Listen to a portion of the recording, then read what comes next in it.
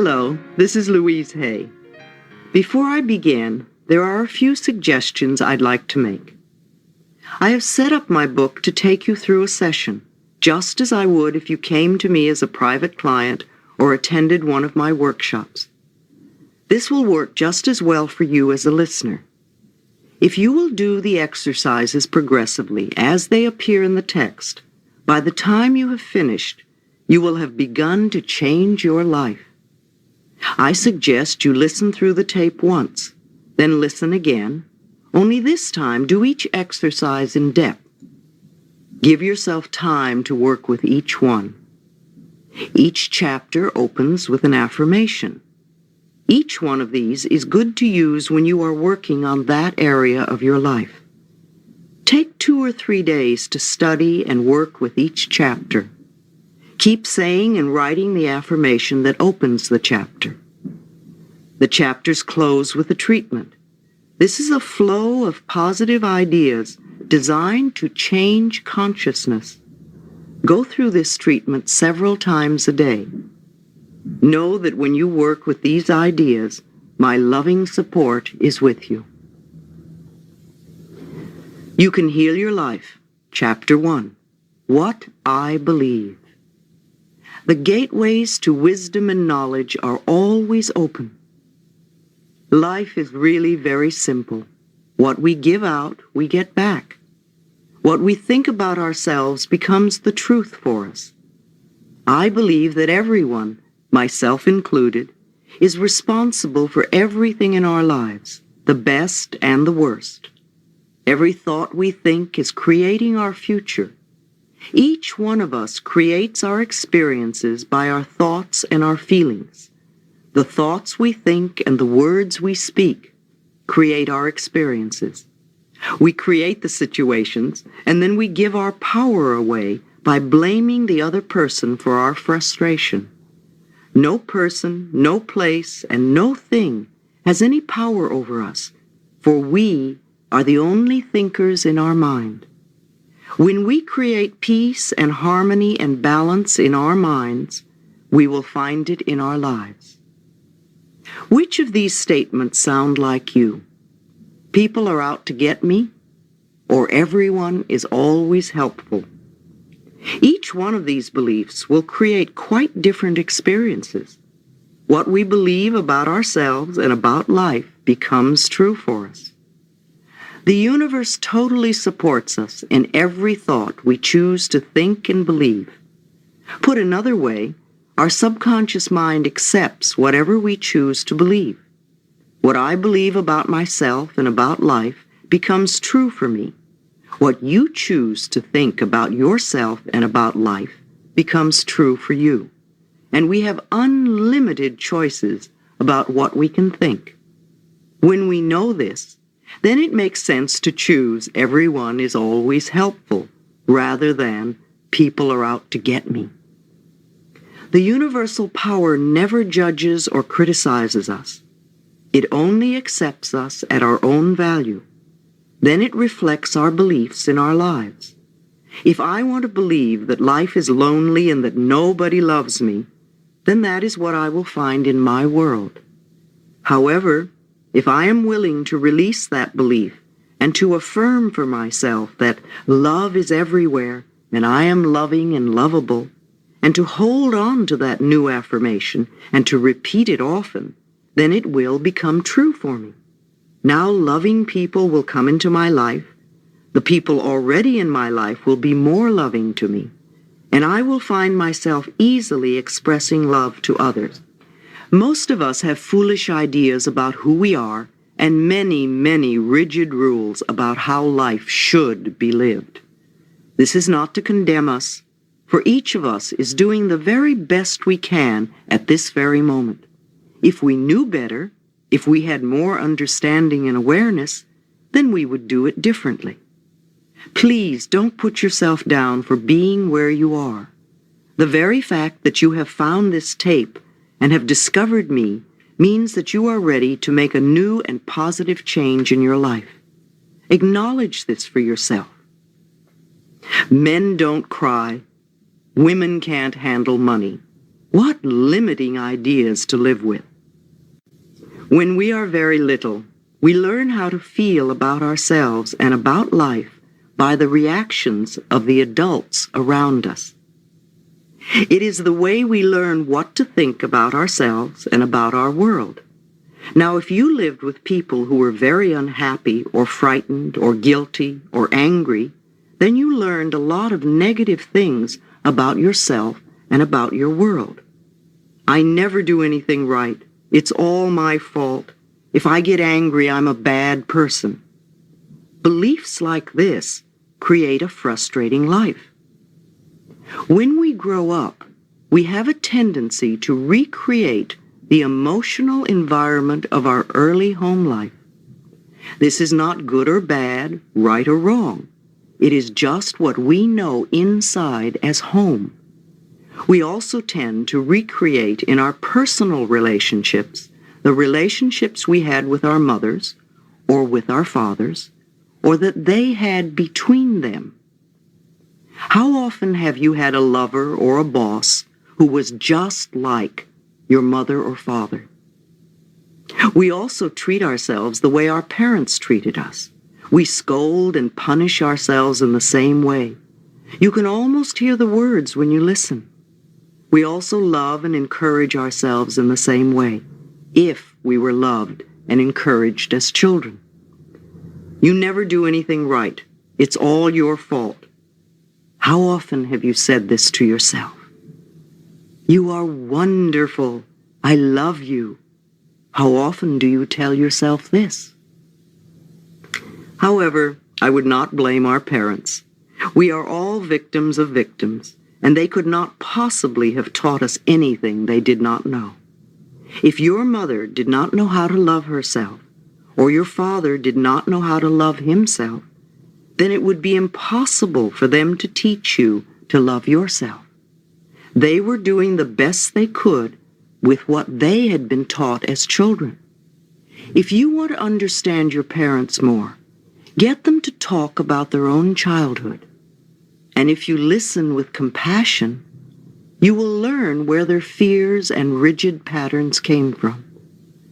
Those people who did all that stuff to you were just as frightened and scared as you are. I believe we choose our parents. Each one of us decides to incarnate upon this planet at particular points in time and space. We have chosen to come here to learn a particular lesson that will advance us upon our spiritual, evolutionary pathway. We choose our sex, our color, our country, and then we look around for the particular set of parents who will mirror the pattern we are bringing in to work on in this lifetime. Then when we grow up, we usually point our fingers accusingly at our parents and whimper, "You did it to me." But really, we chose them because they were perfect for what we wanted to work on overcoming. We learn our belief systems as very little children, and then we move through life creating experiences to match our beliefs. Look back in your own life and notice how often you have gone through the same experience. Well, I believe you created those experiences over and over because they mirrored something you believed about yourself. It doesn't really matter how long we've had a problem or how big it is or how life-threatening it is. The point of power is always in the present moment. All the events you have experienced in your lifetime up to this moment have been created by thoughts and beliefs you have held in the past. They were created by the thoughts and words you used yesterday, last week, last month, last year, 10, 20, 30, 40 or more years ago, depending on how old you are. However, that is your past. It is over and done with. What is important in this moment is what you are choosing to think and believe and say right now. These thoughts and words will create your future. Your point of power is in this present moment, forming the experiences of tomorrow, next week, next month, next year, etc. You might notice what thoughts you are thinking at this moment. Is it negative or positive? Do you want this thought to be creating your future? Just notice and be aware. The only thing we're ever dealing with is a thought, and a thought can be changed. No matter what the problem is, our experiences are just outer effects of inner thoughts. Even self-hatred is only hating a thought you have about yourself. You have a thought that says, I'm a bad person, and this thought produces a feeling, and you buy into the feeling. However, if you don't have the thought, you won't have the feeling. And thoughts can be changed. Change the thought and the feeling must go. This is only to show us where we get many of our beliefs. But let us not use this information as an excuse to stay stuck in our pain. The past has no power over us. It doesn't matter how long we've had a negative pattern. The point of power is in the present moment. What a wonderful thing to realize. We can begin to be free in this moment. Believe it or not, we do choose our thoughts. We may habitually think the same thought over and over so that it does not seem like we are choosing the thought. But we did make the original choice. We can refuse to think certain thoughts. Look how often you have refused to think a positive thought about yourself. You can also refuse to think a negative thought about yourself. It seems to me that everyone on this planet who I know or have worked with is suffering from self-hatred and guilt to one degree or another.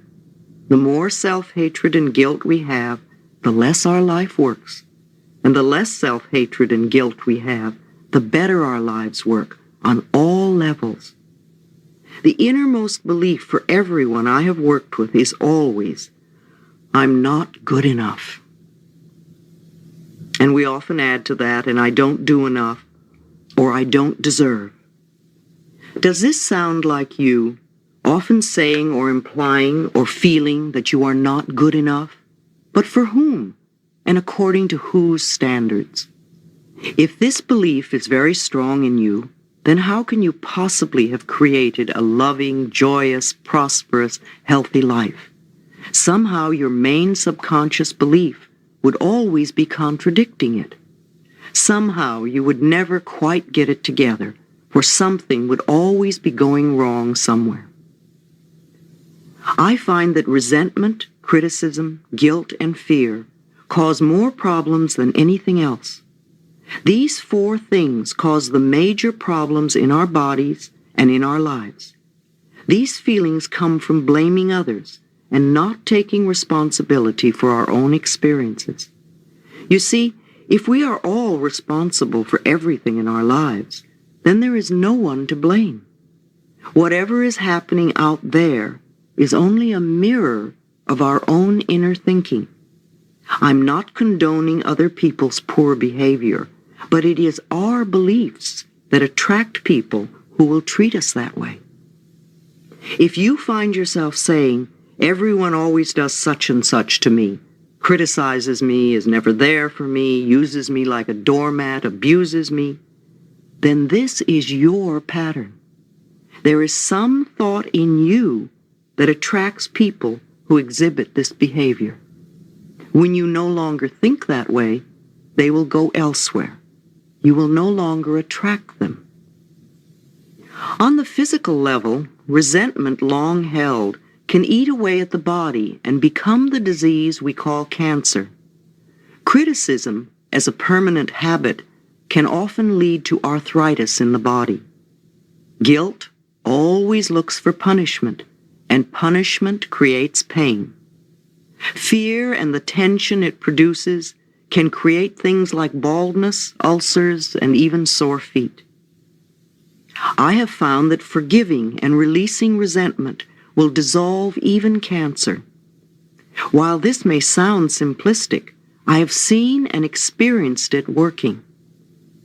We can change our attitude toward the past. The past is over and done. We cannot change that now, yet we can change our thoughts about the past.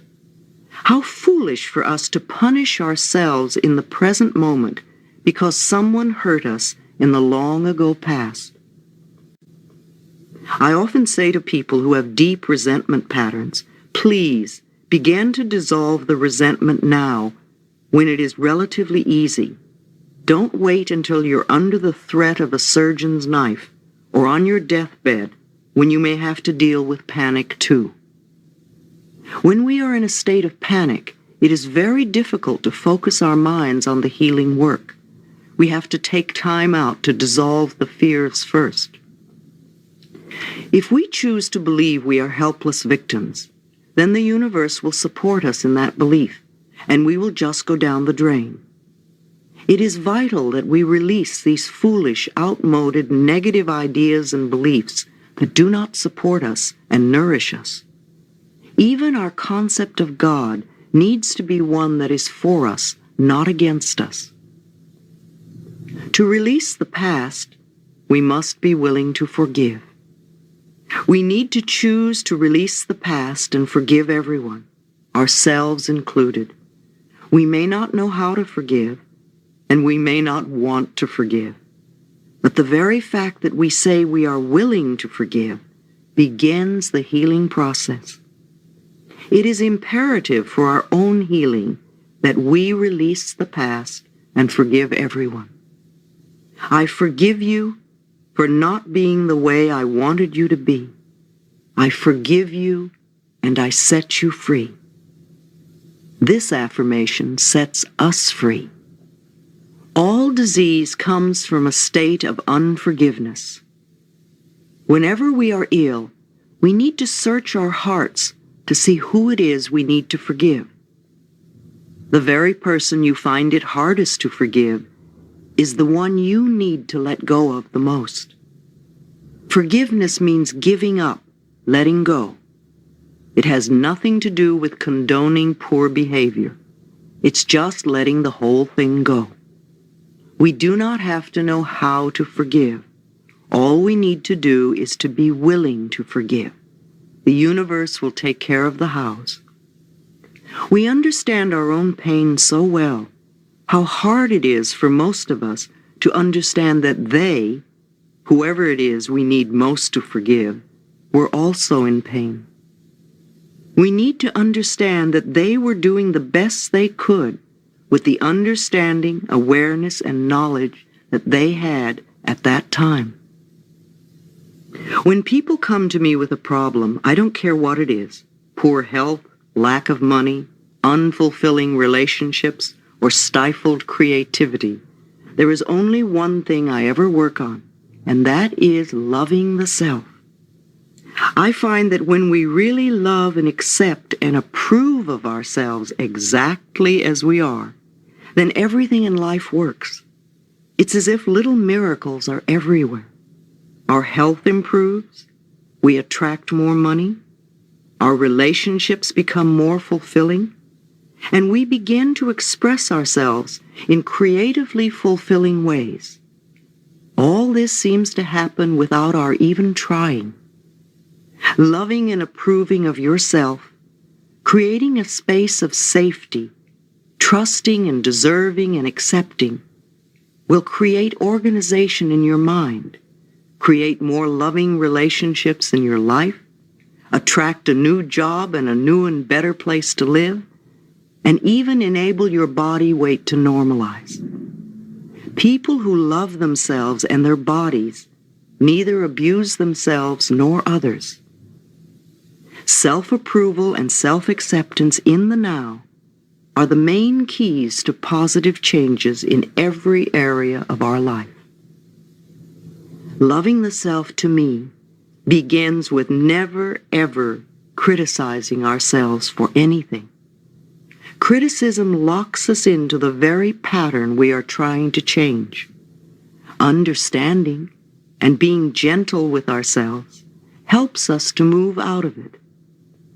Remember, you have been criticizing yourself for years, and it hasn't worked. Approve of yourself and see what happens. In the infinity of life where I am, all is perfect, whole, and complete. I believe in a power far greater than I am, that flows through me every moment of every day. I open myself to the wisdom within, knowing that there is only one intelligence in this universe.